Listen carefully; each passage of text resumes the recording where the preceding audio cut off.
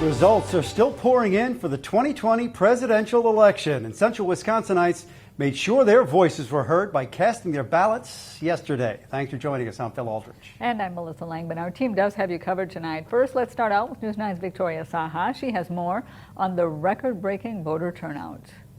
A lot of clerks in our area predicted that this was going to be one election where a lot of voters showed up to cast their ballots. And they weren't wrong. Though the nation is in the middle of a global pandemic, it's not just COVID-19 cases breaking records in Wisconsin. It's also voter turnout. Are the largest anything on our record. Starting back to early voting, 1.9 million Wisconsinites cast their ballot even before the November election.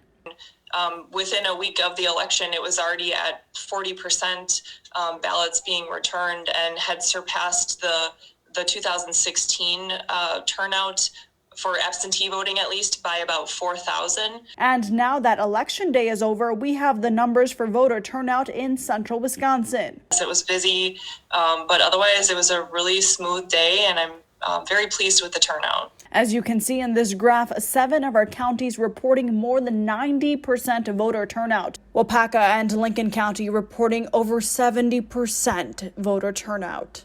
I expected a large turnout. I didn't think we'd hit the 90 mark, to be truthfully honest. I figured high 80s, somewhere in there. But yeah, 91.65, incredible.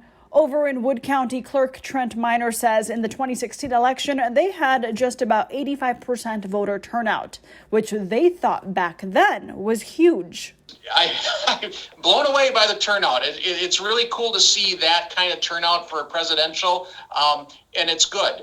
That's the way it should be. It should actually be 100%, but we'll take the 91.65 any day of the week. Now, the clerks I spoke to didn't say specifically if a certain city or municipality had a high or low turnout, but overall they are very pleased. Now, counties will start their canvassing and will certify their numbers to the state next week. In Weston, Victoria Saha, News 9 WAOW.